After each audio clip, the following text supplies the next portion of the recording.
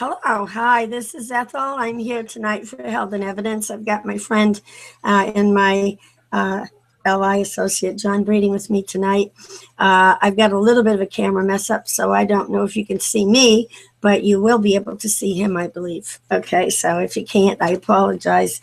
I have been sick, unfortunately, kind of ill.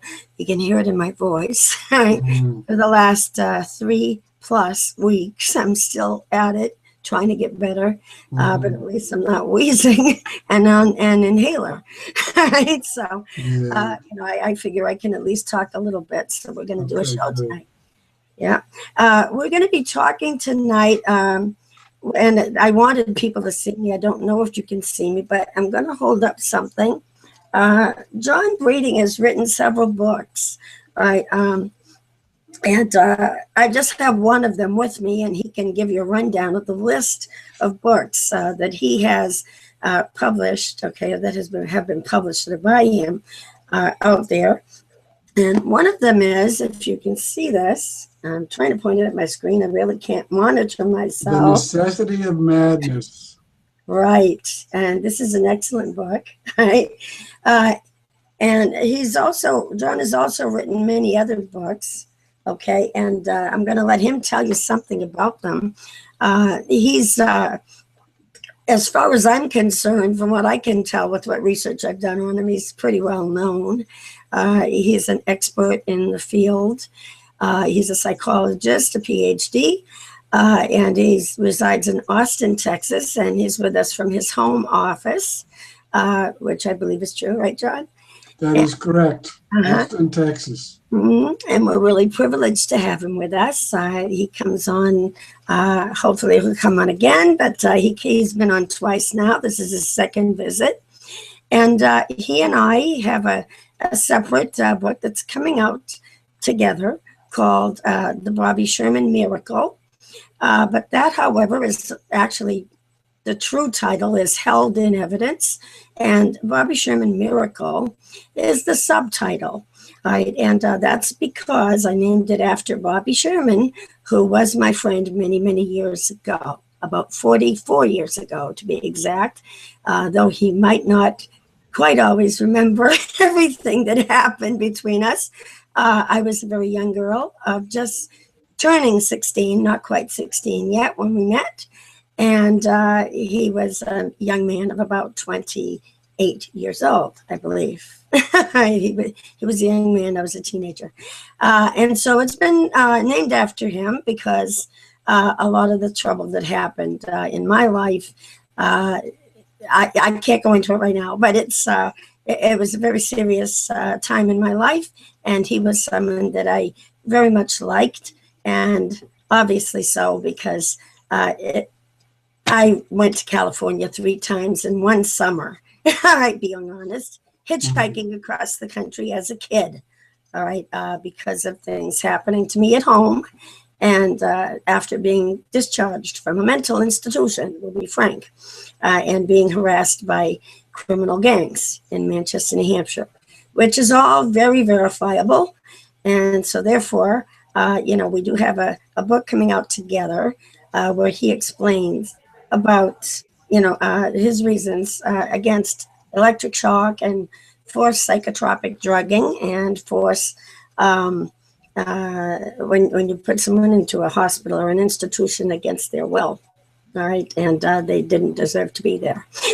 What do you call that? Involuntary commitment, yes, by a court, okay, by court order. It's called incarceration. Right, and I was a kid and I hadn't done anything wrong, but I was forcibly incarcerated in an institution because other people were hurting me. And I was forced to leave to get away from those people.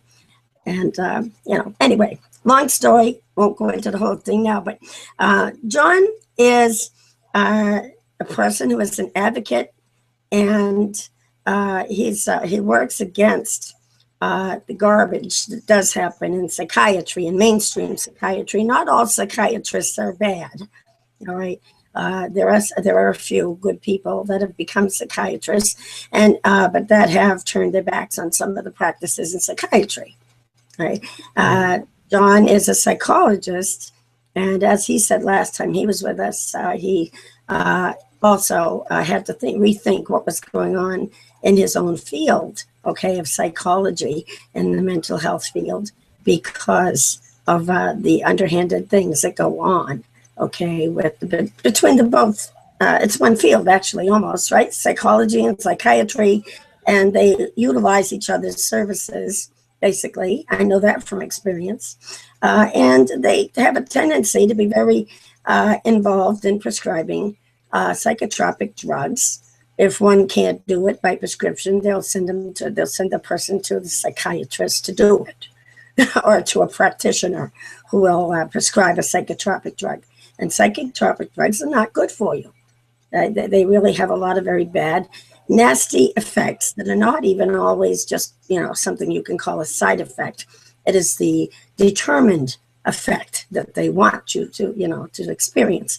So therefore, we're both advocates against psychotropic drugs.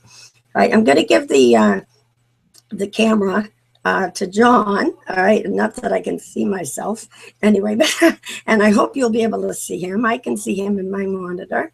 And next time we'll try not to have any video issues. Okay, I've been away for 3 weeks, so I kind of, I forgot a couple of the things I want to do. So everybody forgive me out there. Okay, all right. John, it's your turn. I'm just getting more hoarse anyway. So Okay. Your turn to speak, dear. All right. Do you have a question, or do you want me to respond to? Let me see if I can get this camera on you more so than on me. I hope I don't turn you off, but it looks like your camera's really small right now. Okay, now I can see you off to the side, but all right, guys, I do have a few questions, and they have to do with the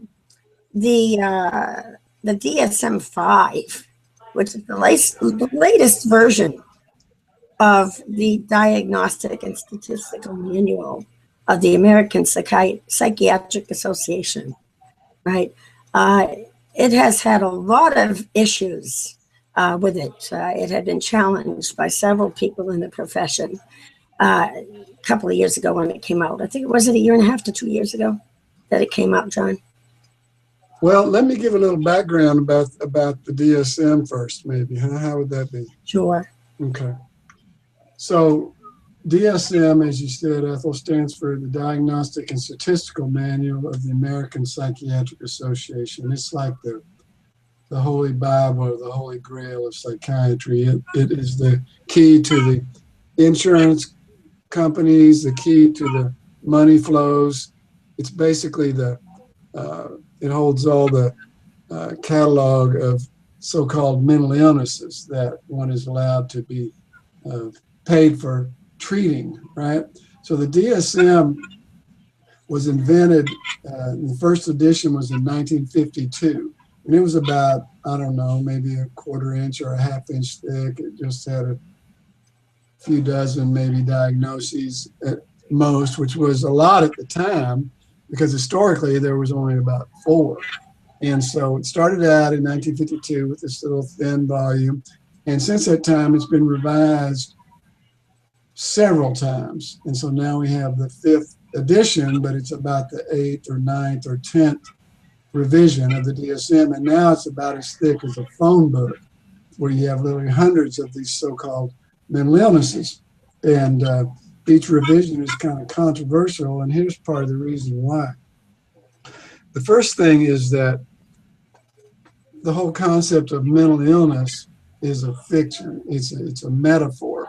The public is told that mental illness is just like physical illness, that mental illness is a serious condition, it's a brain disease, and therefore biological and genetic in nature, and therefore all these psychotropic drugs that you talk about are not considered in the same category as, say, drinking a beer because you want to relax, or having some cocaine because you want to speed up and get high. Instead, they're considered medicines. So, for example, giving a child a drug whose effects profile is basically identical to cocaine and methamphetamine, which is crystal speed, instead of giving speed to your child, it's called medicine for their mental illness, because one of the diagnoses in this catalog of mental illnesses is called ADHD, attention deficit disorder, for children. So mental illness is a metaphor. It basically is putting disease labels on somebody's opinions about somebody's behavior. We're talking about troubled or troubling behavior. And then these behaviors are classified into little syndromes or disorders that are called mental illnesses. For example, with ADD, attention deficit disorder, that was voted in by a committee of members of the American Psychiatric Association in 1980. ADHD was voted in 1987. And that's what's so different from like discovering cancer or discovering the virus or the bacteria behind your laryngitis. You know, those would be lab tests trying to find the chemical or physical abnormality that's behind your malady. But with these syndromes, disorders, quote, mental illnesses in the DSM, basically it's somebody looking at your behavior, classifying it as problematic, and putting one of these labels on it. That's what the DSM is. And so what you're asking about is, what about this latest edition? You know, we have a new revised edition, and every time you get a new revised edition, it usually gets a little bit thicker, and then it also usually gets a few new diseases voted in and a few voted out.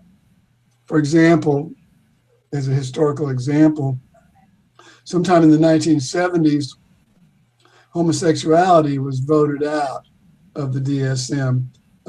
Before that, it was considered a mental illness because the APA people considered it to be a problematic enough behavior that they decided to call it an illness.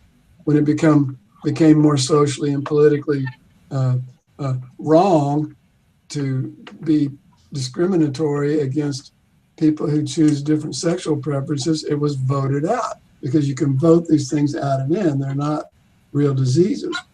And so now you have a few votes that came in this 5th edition that are pretty interesting. I made a little list of them. It might be interesting to look at. Shall we look at a few of those? Yeah, John, first, could I get you to adjust your camera? You're picking up only half of your face. Okay. 90% of the time. All right. I can see my face. I'd like to see you speak, okay? Is that better? Yeah, that's better, much better. All right. Maybe I have to not move around so much too. Okay. Thank you. So, yeah. So mental illness is a metaphor. You know, what we're really talking about is judgments about behavior as troubled or troubling. And then they're called an illness in the same sense that, you know, someone might have typhoid fever is a real illness. The spring fever is a metaphor, you know, for falling in love in the spring. And so a metaphor is a little piece of poetry. And so ADHD, for example, is not really an illness in the medical sense. It's children that are behaving in a way that's considered troubled or troubling. It's then called a mental illness, which then justifies giving drugs, pharmaceuticals that are heavy duty, addictive, and toxic, like you said, and calling it medicine. And so that's basically how it works. John, I have a question, because I was doing a little research into some of the new diagnoses that are in the DSM-5, and some of the things that people have found really disheartening is that the diagnoses are getting more and more absurd. In childhood, lots of kids. I know I raised 5 of them. I sort of raised them. You know, I had 5 children and a granddaughter, which they have problems when they're young kids. Sure. They have tantrums. You know, they do things that they want to get their way, and that's the way children are. It's natural. And you need to know somewhat how to discipline them, you know, and and how to raise them properly. But this has now become listed in the DSM-5 as a disorder.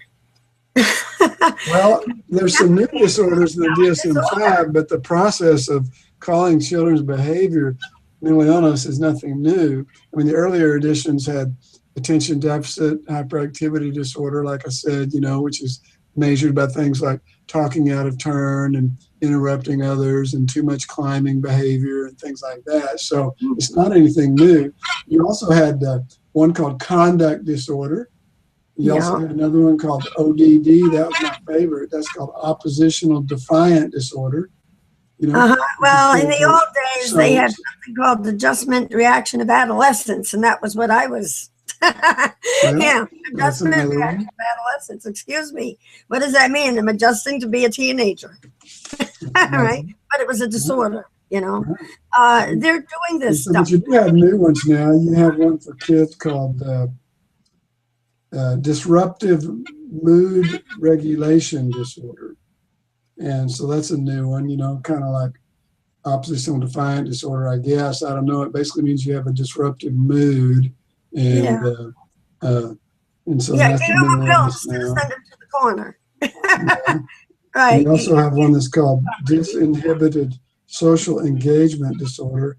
I guess that means you're I don't know if that means you're really shy or that means you're too talkative, you won't shut up.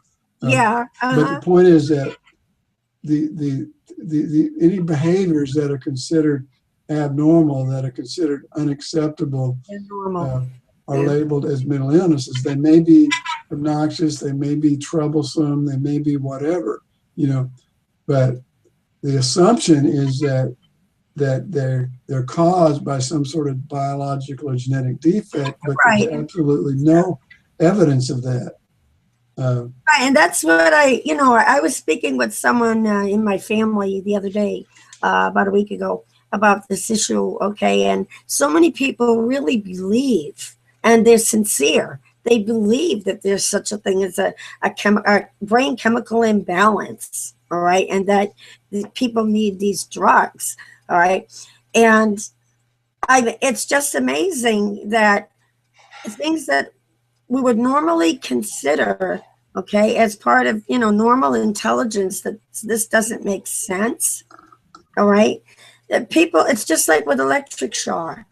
People know that it's dangerous. You're not supposed to get a shock, all right? But psychiatry will give you a shock, all right? They'll give you more than one so that they can stop your behaviors, even though they know and the law knows that electric shock is wrong. And I've had a person, like I said, tell me that there is such a thing as a brain chemical imbalance. There has to be, because they say so. All right.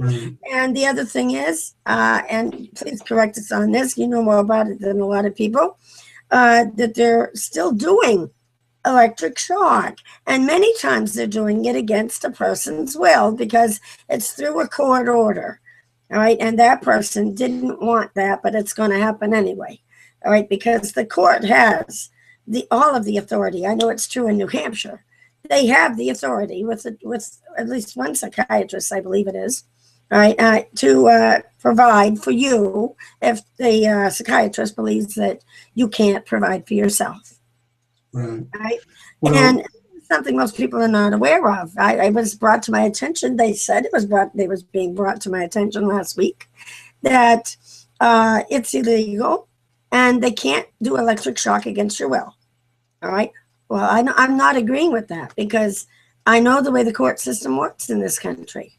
All right. And I know for a fact, I did research into New Hampshire law, and the New Hampshire Psychiatric Hospital, which is still in existence, can take you to court and decide that you need electric shock or you need forced psychiatric drugging. And the court will give them that privilege to act on your behalf as if they are your guardian. Right? Simply because they say they have the authority, right? And so therefore I am of the opinion that the person I was speaking with was wrong, right? And, and I'd like your opinion on that, because I know that even in Texas, I'm sure things like that are happening. Right? Maybe they can't do it so readily with kids, all right? Under 16 or whatever it is, okay, for electric shock, all right? But in New Hampshire, they're still doing this stuff. Well, regarding the first thing about the chemical imbalance theory, one of my favorite quotes is from an American humorist named Josh Billings, but he said that the problem is not that people don't know anything, it's that they know so many things that ain't so. Mm. And, people think they know things because they've heard it and it's been said over and over again. And so everybody knows, quote, depression is a chemical imbalance, right? Because that's what the doctors say, that's what the magazines say, that's what the TV ads say. Mm-hmm. But the fact is that there's no scientific evidence to validate it. There's no specific test or indicator for anybody that's diagnosed with depression or whatever. It's strictly people's judgments about their moods or behavior, and then it's assumed. So there's a theory called the theory of biological psychiatry, and then there's an assumption about it, right? But there's zero scientific evidence, zero objective test or indicator, and so that's a fact. Right. Regarding the other question about forced electroshock, it is true that Texas, as far as I know, is the only state in the nation that does not allow forced electroshock. But everywhere else in the nation, as far as I know, does. There's basically one of the fundamental underpinnings of our mental health system or of our psychiatry system is coercion. And, there's probably 1.5 million or so people every year that are forcibly incarcerated against their will, who have not committed a crime because somebody judges their behavior as problematic and calls them mentally ill. Once that happens, you can be deprived of your liberty and locked up indefinitely against your will. And then most of those people are then forcibly drugged. A very small percentage also end up being forcibly electroshocked. It does happen, definitely. And it's terrible. It's a terrible thing, but you're right. It definitely happens. And it's part of the logical progression of saying that people who are, quote, mentally ill are incapable of making decisions for themselves. It's up to others to decide what's good for their own good. A lot of times that means locking them up whether they want to be locked up or not. Most of the time it means forcibly drugging them, even though they don't want to be, forcibly poisoning them in effect. And then sometimes it means forcibly assaulting their brains with electricity. Right. I have one more question. I was online and I did a little more research into this thing, the old lobotomy issue. Okay. Now, I know that they keep saying that lobotomy is done. Okay. That they don't do it anymore. But they do have something, okay, that they're still doing, and it's considered brain surgery, right? And they do it for these same issues under a different name, okay? Are you aware of this practice? That they're doing they're still technically doing lobotomies, but they're just not out front with it. They're calling it other, it's a brain surgery. Brain surgery. Yeah. Well, it is true that the classic ice pick lobotomies where they took an ice pick and jabbed it in the orbital of your eye, twisted it to sever the frontal lobes, that was banned in the early 70s. Now that was banned or so. I know. But I think the procedures that you're talking about, which are kind of called singulotomy or psychoneurosurgery or these kind of things, where they go in and kind of destroy some little small part of your brain or whatever. I understand It's still, that still it's does still happen abroad, and some, you think, particularly in Massachusetts, I've heard. I don't really know much about it, but I think there is still some of that that occasionally goes on. yeah, they're doing it. And it's disturbing because if you look back over the 500-year history, okay, of psychiatry, all Yes, right, you find that it never really changes. It's always just been opinions and power, a stretch to obtain power, and the government of whatever the time is allowing that power over the people. And that's why I wanted to get a little bit into the politics behind this, because there's so many people over all these years that have been hurt by psychiatry, and it continues. And now we are so deep into a situation where psychiatry is actually like working hand in hand. All right, psychiatry and the pharmaceutical companies are working hand in hand with the state, with the government. Yeah, are we getting that late? Almost a few minutes, right? They're working hand in hand with the government. We have the Department of Health and Human Services, right? right. And are you hearing what I'm saying? I We have the am. Department of Health and Human Services, and the courts, and the federal government, which is, and combined with the state government that is supplying these drugs and the so-called services, medical services, not really, to the people using the Medicaid dollars. Because this DSM, like all DSMs, especially in these days, holds the codes. All right, all of these separate diagnoses, okay, disorders, which they've created, they put codes in there in this book, and those are the codes that are being used in order to charge the government money and That's to charge right. people. All right, and the state is backing this up. They're Oh, giving totally. their okay to this garbage. Yeah. Well, psychiatry, as you're talking about, is very much an agent of social control. And it's what allows people in power, whether it's the government or other people, to assert control in situations where other control mechanisms don't work. Specifically, for example, when there's not a crime involved, then you can't get the police involved, and so the criminal justice system is not going to be able to come into play. So what do you do when someone's behaving in a way that is problematic, but it's not a crime? That's where psychiatry comes in. You're Right, and allowed to exert unfortunately, it's not. control, whether it's kids in schools or whether it's unruly Right, and it's housewives who aren't behaving the way their husbands want them to. it's a behavior issue.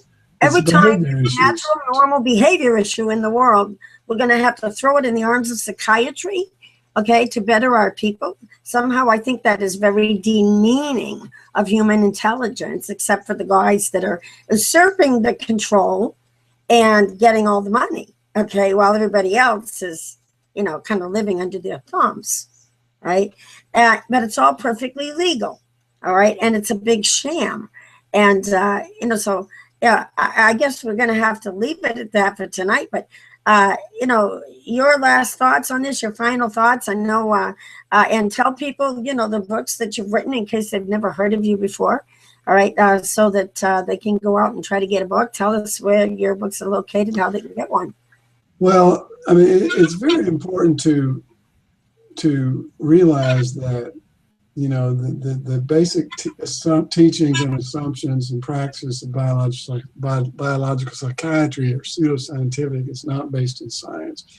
People have problems in living for a lot of reasons, but it's not generally because they have a specific brain disease or chemical imbalance. That's an idea that's used to justify putting chemical controls. It's used to justify selling a hell of a lot of pharmaceuticals. And it's used to help justify the desire of people in power to control people who are less powerful. Now, it doesn't mean that sometimes people don't have a hard time, but there's a lot better ways to be of assistance and of help, and they all involve basically voluntary offerings of care and attention. You know, so when you come in with the iron fist and the velvet glove and the threat of force and coercion, you know, it's always going to be problematic. And those are the kind of things you're talking about and you're sensitive to because you have been through that and survived and come out the other end. With Leonard, right? Your friend who passed away. Sure. My friend who died, Leonard Frank, a dear friend. And yeah, he was assaulted. He was forcibly locked up against his will because he was leaving the family banking and real estate business, and it was freaking his family out. And he was given a heck of a lot of electroshock and insulin coma shock, and fortunately he survived and later become a great leader of our movement. But yeah, he's a good example. Right, lifestyles, they don't like a person's lifestyle. If people are complaining about someone's beliefs and they think they're a little flaky or off the wall, or they're having serious, you know, they might be having some serious emotional problems, it doesn't mean that you necessarily need to drug them. No. It does. You don't need to drug anybody against their will. You know, these drugs are poisons. If people want to take them, that's their right. I personally think if people want to drink alcohol or smoke pot or take a pill or whatever, you know, I might not recommend it, but that's their choice. When it comes to force them to, I think that is just completely immoral. I also think it's immoral to give these drugs to children who are still developing and unable to make those decisions. Right, because the prefrontal lobe isn't even, I think that's really it's established. These days, it is known that it is not fully developed yet. It takes until nearly 30 years old before your prefrontal lobe is totally, completely developed as an adult. And here we are stunting the growth of their brain. That's right. That's true. Yeah. My own work is, our information about electroshock is available on endofshock.com, endofshock.com. That's a really good website with a lot of great resources around the truth around electroshock, which is the truth is that it always causes brain damage, always causes memory loss, sometimes kills people and is never necessary. That's the truth. But the website is endofshock.com. My personal website, which has a lot of information about parenting and psychology, as well as on psychiatric depression, is called wildestcolts.com. That's because one of my books is called The Wildest Colts Make the Best Horses. That means spirited children make spirited adults. So the website is wildestcolts.com, wildestcolts.com. My books are on that website, including The Wildest Colts Make the Best Horses, including the book that you showed at the beginning of the show, The Necessity of Madness and Unproductivity. I've got one called Leaving Home, about becoming a young adult in the world. And I've got a recent one called Practicing Thomas Za's, continuing the work of the philosopher of liberty, which is devoted towards another one of my great teachers, Thomas Za's. So I'm really proud of that one too. Okay. All right, John, it's 7:35. We've gone a couple of minutes over. Well, it's a pleasure. Just take care of yourself. We need you to continue to rest and heal, and then. Yeah, well, I'm hoping that this summer we'll do it. This summer I'll come on and we'll do another show. This next month is going to be pretty busy for me with school, and then I'm going up to Massachusetts in May, and later in May for my youngest son's graduation. Oh, wonderful. Yeah. Wonderful. Good. You wish him congratulations too. Thank you. For me. Right. And yeah, we got some stuff we got to do, guys, too. Okay. Coming up in the next month or two, I'm going to be taking my cameras outside. John, thanks for joining us tonight. It's a pleasure, Ethel. You take care, and we'll be in touch. Okie doke. Have a great one. God bless. Bye.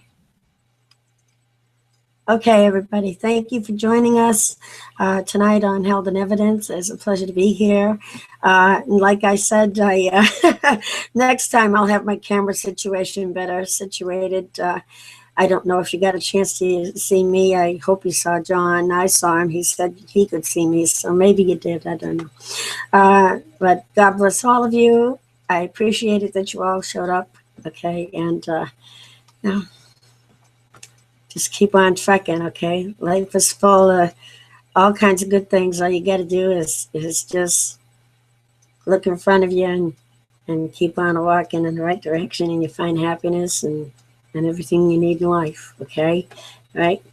Have a great night tonight. Okay, and all next week from Health and Evidence. Good night.